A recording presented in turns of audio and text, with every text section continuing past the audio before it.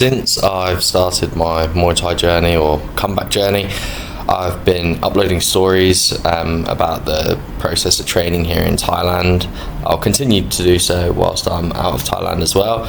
But I got a lot of questions about this particular story, which is the clinch. So I thought I'd explain to people via a reel. The clinch is an extremely important aspect of Muay Thai. It scores extremely highly due to a variety of reasons. Mainly, if you can enter in the clinch and then you can dominate your opponent, it shows that you're the dominant fighter. You can also inflict a lot of damage to your opponents. It enables you to elbow, knee, also sweep, and basically just showcase your skills. Also, if you're on the defense within the clinch, it's also an aspect that scores because obviously you're neutralizing your opponent that's trying to engage in this. In Thailand, it's for all levels. So as you can see here, I've also got a clip of some of the young Thai fighters. They're clinching at the end of their session as well. So what you would do typically when you first begin Muay Thai is start with slow introduction to clinching. So understand where to put your feet, how to sweep, how to engage, how to exit safely, along with the moves within it, how to control your opponent and dominate them.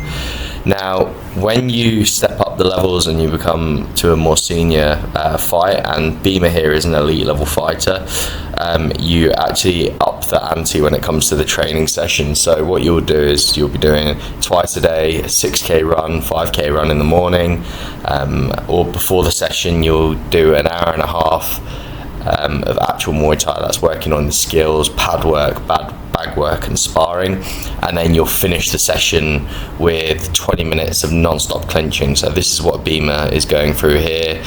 As you can see, he's exhausted, and the reason why he's got the level of exhaustion is not only that he's trying to make weight, but there's 3 of us in the ring at the same time. So you have 2 of the trainers here and myself that are just trying to push him through his paces. And really the idea of this within the training camp is to test your mindset. So you're obviously going to be exhausted, and when it comes to a fight, if you're exhausted, that can't be the reason that you stop. You have to be able to keep going. You have to be able to have that heart and brain. That's ultimately what Muay Thai is about, is just showing heart. But also within this, it means that when you're this level of exhausted or this level of exhaustion, you can keep working on the basics, so being able to control your opponent, being able to defend, being able to attack, etc. Now, it's important to note here, so one of the trainers is going really hard. That's because it's an old school style of coaching where it's as hard as you can get. Don't do what I did there normally, which is push off the trainers. I'm kind of allowed to in this situation because I've got a good rapport with the trainers. I know Bima, and they know that I'll keep pushing him as well. So yeah, it's not advised to do that. But within the training camp as an elite level fighter, this is pretty standard.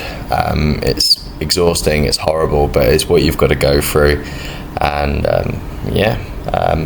another thing that's worth noting is that when you're training within this, you're striking with the knees, but you're striking with more so the thigh than the knees. You can see Benny here, he's doing a really good job just hammering Bima with knees, and that's to condition his body, but also not to break anything. You also don't ever elbow within Muay Thai, within the training camp in Muay Thai, because you don't want to cut your opponent or knock your opponent out with it. So yeah, you don't throw elbows. That's definitely no go in the clinching. And when you are clinching and you strike with the knee, you do it with the thigh.